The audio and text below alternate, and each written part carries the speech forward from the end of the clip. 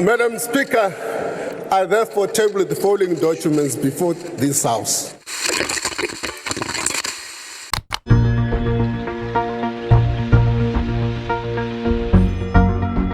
It was certainly a contentious idea that had the Government of National Unity's main two partners, the ANC and DA, drawing daggers. But besides binning a 1% VAT increase over the next 2 years, is there anything truly noteworthy about the Finance Minister's third tabling of the national budget in as many months? Well, in short, yes. Taxes don't necessarily increase, except fuel, which is about to become more expensive. It means from the 4th of June this year, the general fuel levy will increase by 16 cents per litre and 15 cents per litre of diesel. Whilst Treasury is more serious now about rethinking its spending habits in future. Politicians, of course, they love to spend and they don't like tax increases, so we can expect the politicians to be jubilant at this budget. But in fact, South Africa has got a debt problem, a serious debt problem. To pay 1.2 billion rand a day just to service your debt, sure, for a country like ours is a crisis. Well, stay tuned for Carol Paton and I's full Budget 3.0 reaction and discussion over the next 17 minutes or so. Later in the show, the world's most well-known politicians, the richest men and golfers, all converge on the question, what's next in SA-US diplomatic and trade relations? And finally, Team SA does it again, this time at the Chelsea Flower Show. To stay tuned to The Lead for every edition, hit the follow and subscribe buttons on our Spotify, Apple, and YouTube podcast channels. You can also get in touch by mailing us, thelead@24.com. My name's Graeme Raubenheimer. Let's chat the budget and a whole lot more right here on The Lead on News 24.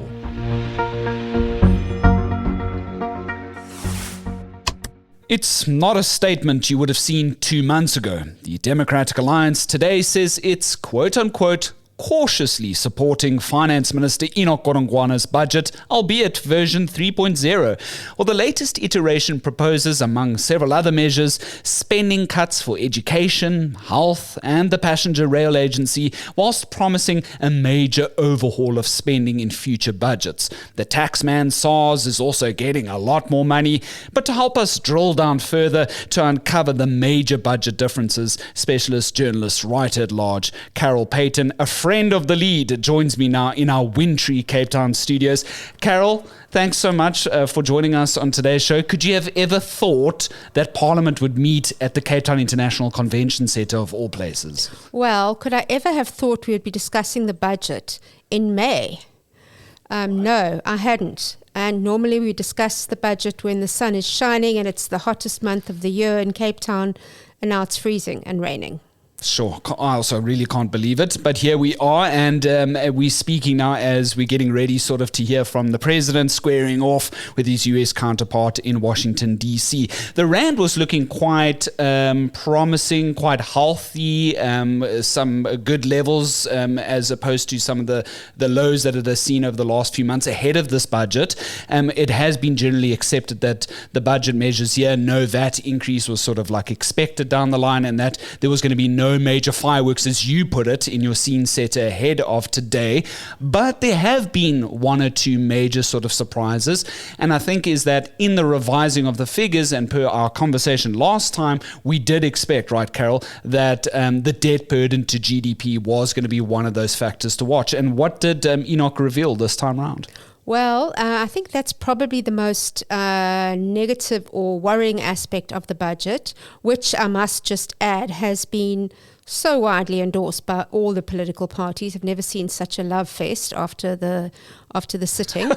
But the debt issue remains an issue, and because we've had lower growth and lower inflation, the ratio of our national debt to GDP has gone up. So even though actually it's not a case of taking on more debt, it's a case of saying, well, we've been involved in this battle since 2012 to reduce our debt burden, and the way that's measured, everywhere in the world is by saying, well, what's the ratio of your debt to your GDP. And that for South Africa has been rising, and it's still rising now at its highest ever level of 77.4%. And as I understand it, as per your speech, essentially government is now paying 1.2 billion rand every single day to service that debt. That's a mind-blowing figure. Exactly. So that's just to service the debt. That's not to repay the debt. It's just to pay the interest on the existing debt. So that means that, of every tax rand that they collect, that this commissioner collects, 22 cents of that immediately goes towards debt service costs, which is a tragedy for this country, which has such enormous social needs. And of course, when you look at the US situation, the debt burden there is what Trump has sort of been trying to focus on by, implementing and bringing Elon Musk in for the Doge department to try and cut spending wherever it's needed. Now we're finally hearing from our own government about a big review in the works. It looks like future budgets are now going to take a whole new review into account about how to cut spending in certain departments where there may be wasteful spending. That's a big new measure that's being touted in today's speech, right? Right. So it's not Doge, and I think we'll all be grateful it's not Doge. We've heard that Elon had to fire lots of people who then later had to be reinstated. So thankfully, let's hope we don't fire people here. We actually need to make jobs. So hopefully we won't be doing that. But they have committed to say, well, let's relook at government spending. So, over the years, over sort of 30 years, new institutions and new agencies and new programs and are continually being set up, but no one looks at, what the old ones, whether the old ones are still effective and whether maybe the old ones should be scrapped or maybe the new ones in fact shouldn't be instituted because we still have old ones. Let's just make those ones better. So that kind of process is what they've committed to, which is a really good thing. I think let's quickly move to sort of taxes because that has been one of the big concerns for the longest time. Anybody sort of walking past any big bold headline on the newspaper stand in the streets might see that no taxes are sort of being brought except for a fuel levy increase, right? But that's actually not true because we haven't addressed the tax creep in this latest iteration of the budget. That's right, Carol? Yes, exactly. So what has been introduced, which wasn't planned for previously, was to say, well, they're going to let the fuel levy increase by inflation. So that's 16 cents for every litre of petrol. It will increase, and 15 for every litre of diesel. So it isn't nothing. And then the real tax by stealth is for everyone who's a personal income tax, everyone who pays personal income tax, and the fact that they're not going to give any relief for inflation. So if you got an inflation increase, that gets swallowed up by the tax man, and that's really going to hit people hard. So especially those people who are earning like 10,000 or so a month, working class people, who are suddenly have their increase swallowed up, it's going to hit hard. Going back to cutting unnecessary expenditure, there has already been some evidence of that in this budget, right? We've alluded to that in the introduction to our discussion that we're having at the moment. And I'm quite interested to hear that it actually came from often two big departments that get the lion's share of the budget, which is education and health. And now the passenger rail agency is also seeing a little bit of a cut in the money that it ought to get, whilst it continues with its efforts, for example, to rejuvenate the rail sector here, especially in the Western Cape. So yes, so it's a little bit of a complex story in the sense that these are not cuts to expenditure. So in the past, when we've spoken about cuts to expenditure, it's been like, well, education is getting 100 billion and now it's slashed to 90 billion. That's not what's happening. What happened is in March, the minister put very ambitious spending proposals on the table. He said, I'm sick of austerity. We can't carry on like this. Education's in crisis, health's in crisis. So therefore, I'm going to increase VAT by 2 percentage points to pay for all of this. And that's what the public revolted against, and all the political parties resisted. And as a result of them no longer doing that, that additional spending that is coming onto the table has been cut. And so that affects PRASA, which will get less money for infrastructure. It affects also, I think, both provincial and education and health departments, which were getting an additional 20 billion or so, and that's been almost halved. So it's not as comfortable as it was, but that is the consequence of not raising taxes, and that's the trade-off that this budget has made. I feel like it's one of the areas that hasn't been spoken about enough, but if it was, for example, in the US, it would have, just because the US is such a massive military power. Here in South Africa, we heard, quite frankly, from the finance minister today that the projected 5 billion rand that was going to go to the SANDF, of course, our national military that has been crying out for more money for the longest time, they're not going to be getting the same amount as projected before because troops are now pulling out from the DRC. I thought that was an interesting one that he sort of singled out. It's kind of a very delicate balancing that he has to do there, right? Yeah, and that additional money which he put in March, which has now been taken away, was specifically to assist those soldiers in the DRC. So, we heard horrible stories about, government sending soldiers into DRC, but actually not equipping them satisfactorily, and as a result, well, perhaps or whatever the reason was, lots of casualties. So that has been scaled down a bit, and you're not going to get them saying now. You're not going to get the finance minister or the Treasury saying, "No, well, it's all going to be, this is not going to be a good thing." They will say, "Oh, well, it's fairly comfortable. We've worked out the numbers," but it is less than what was expected. Okay, and help me clear this up, because I've been a little bit confused about this, quite admittedly, is how much money SARS is getting, right? Because SARS has been touted, of course, as an easier avenue, correct me if I'm wrong, to get the revenue that government needs in place of saying no to a VAT increase, right? What is the finality here if all the parties now in the coming weeks just sign off the fiscal framework in Parliament? How much is SARS getting, and how much could that bring in for us? What has been the debate in this budget has not been what SARS budget allocation is. It's been how much more are we going to give it to help it make these collections. Edward Kieswetter, the commissioner, said, give me more money and I'll bring you more money. And so the minister's kind of called his bluff on that, and he's given him an additional 3.5 billion. That is also after increasing his budget last October by 4 billion. So all in all, compared to the February budget in 2024, he's getting an additional 7.5 billion, and that's huge. It is a lot. And it's so he says, Kieswetter says that what he's going to do, he reckons that he can raise at least 20 billion over the next 12 months. They're going to do a ring-fence project. He is going to employ an additional 1,700 debt collectors. So if you haven't paid your taxes, expect SARS to come calling. And he promises us that if they manage to catch all of those people who are not paying their taxes and collect all this outstanding tax, we, the compliant taxpayer, won't get hit with tax increases next year.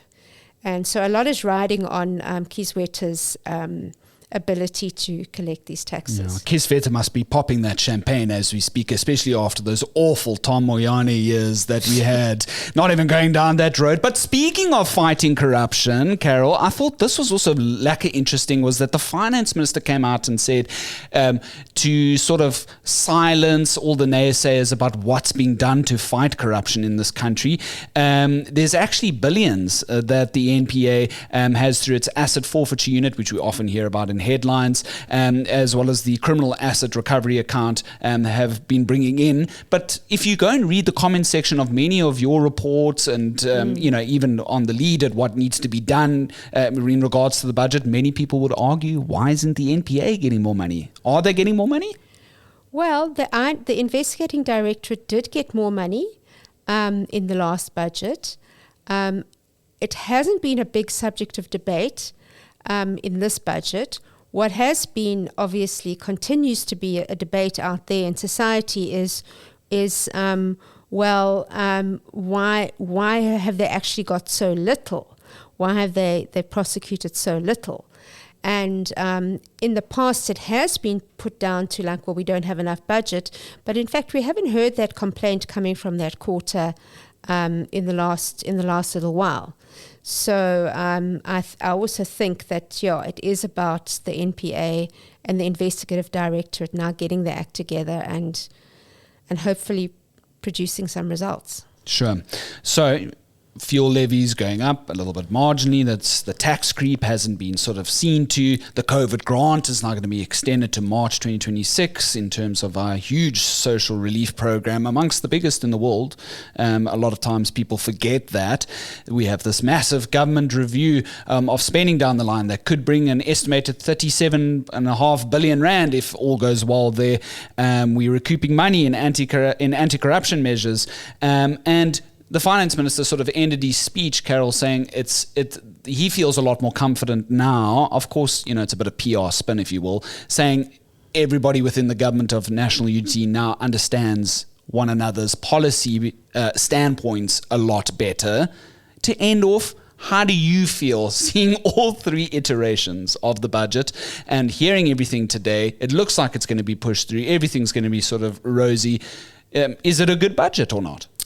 It is. Everyone is happy, and it will pass without any major drama. For me, the heightened debt burden remains a problem, and I can see the political parties have kind of shrugged it off because they're also happy that there are no tax increases. But in fact, and they are also happy about the expenditure increases, because expenditure still, despite these cuts, expenditure still grows at 5.4% on average over the 3 years. So that's higher than the rate of inflation. So, politicians, of course, they love to spend and they don't like tax increases. So we can expect the politicians to be jubilant at this budget. But in fact, South Africa has got a debt problem, a serious debt problem. To pay 1.2 billion rand a day just to service your debt, sure, for a country like ours is a crisis. And so for me, my concern remains, what are we doing about that? And, the finance minister was saying that, he feels the battle's being won because his cabinet are now kind of getting the message. But I don't think that his political party, the ANC, has necessarily got the message yet. Sure, incredible stuff. So where are you going to be tonight to watch what could be an infamous Oval Office meeting of golfers, President Cyril Ramaphosa, Donald Trump, Elon Musk, JD Vance? Tech bros, golfers. Like what? It's crazy. It's crazy what this has come to. But it's wonderful to see all South Africans pulling together from all walks of life to persuade Donald Trump that there is no genocide and that we do deserve a decent trade deal. So, I'll be at home. Hopefully, I'll be finished here and at home, and I can't wait to watch the show. Yeah, and finally now, we have a budget, right? Fantastic. That's Carol Paton. Thank you so much for your time, always here on The Lead. I guess we'll just wait for the midterm budget until that gets deliberated next. Just around the corner. Those poor Treasury officials have to start working on it tomorrow. Sure. Thanks. That's Carol Paton, specialist journalist, writer at large at News24. A fantastic brain to pick when it comes to all things budget. To our trending topic now, and business, politics and golf.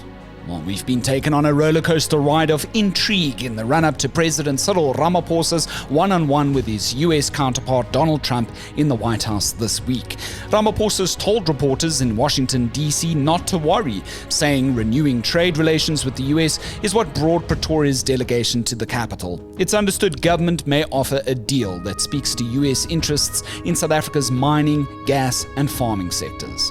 Well, not soon after Ramaphosa's feet hit American soil, reports emerged that the president would offer Pretoria-born tech billionaire Elon Musk a potential deal, working around BBBE regulations to operate his Starlink satellite internet service in South Africa.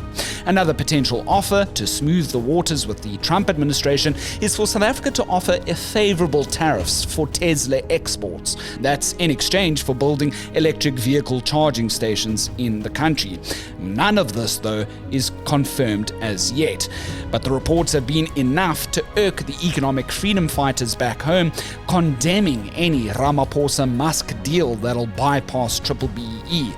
Still, Musk went on the offensive during a Q&A session at the Qatar Economic Forum this week, calling South African laws racist. At the same time, South Africa's richest man and fellow golf enthusiast Johan Rupert is tipped to join Ramaphosa and Trump for lunch, with News24's Helena Wasserman reporting from the US capital that the Big Easy golfing legend Ernie Els was instrumental in getting the US president to agree to a meeting with Ramaphosa. In fact, since then, we've had confirmation that Els, as well as a fellow golfing champion, the Retief Goosen, will officially join Ramaphosa's delegation to the White House. What? Musk and Vice President J.D. Vance will be on Trump's side of the room.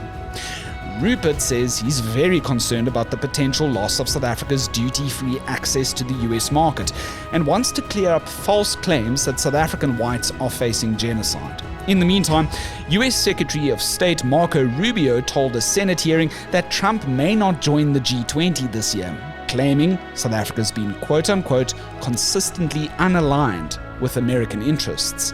The Wednesday lunch US time is expected to be followed by an Oval Office photo opportunity, which many commentators fear may mirror the heated engagement Ukrainian President Volodymyr Zelensky recently had. Buckle up, because our next edition is set to focus in detail on this unprecedented episode in South African-US relations. Well, until then. Looking for even more political intrigue? Well, this month's free audiobook for News24 subscribers is Being There by former DA leader turned ambassador Tony Leon. In it, he reveals how his successor Helen Zille helped keep the Democratic Alliance in the government of national unity. That's despite its early clashes with the ANC over, among other things, cabinet positions. Have a listen from one of his chapters. Friday's vote in Parliament for Ramaphosa's re-election as president, like the provincial votes for the ANC's Panyaza Lesufi as Premier of Gauteng and the IFP's Tami Ntuli as Premier of KwaZulu-Natal, was based on an agreement. Yet its last-minute provisions will allow much scope for manoeuvring in terms of seats, both in number and influence, at a cabinet table still being designed.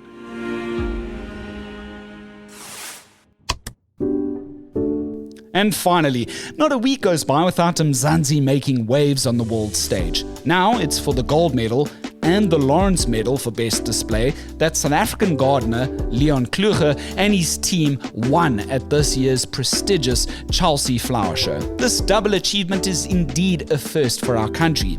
And as Good News editor Paul Herman reports, some 25,000 Cape Fynbos stems formed the heart of Team SA's incredible floral garden. It's inspired by the convergence of the biomes around the Indian and Atlantic Oceans. So on one side it was all West Coast flora, and on the other subtropical vegetation to reflect our garden route up to the wild coast. This same team won gold at last year's event, taking home the honor of Best New Design. It's stunning news following Kirstenbosch Botanical Gardens' inclusion in the top 25 best gardens in the world today. Our nature is simply award-winning. Nothing I will do to paint a picture in your mind's eye will do justice to the beautiful display, so be sure to check out the full gallery of pictures on the News24 front page. From finally tabling Budget 3.0 to clinching a South African first at the Chelsea Flower Show, there's been so much to talk about this week on The Lead.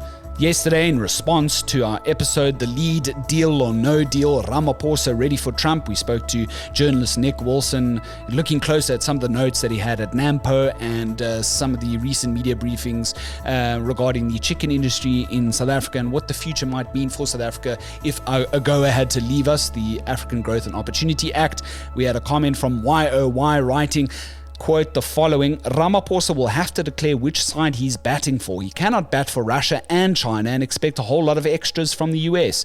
Hope Trump pushes for getting rid of race laws to even the playing field for all citizens. That was one of the comments there. We really appreciate all your engagement with The Lead. As of late, we've been getting a lot more comments, and we appreciate you listening. If you'd like to be involved, you can always mail us. We look at our mailbox every day. It is thelead@24.com. If you'd like to send us even your voice notes. Hit the follow and subscribe buttons on our Spotify, Apple, and YouTube podcast channels. That's how you'll get notified about our next show. My name's Graeme Raubenheimer, and so long as there's a budget, we'll have The Lead.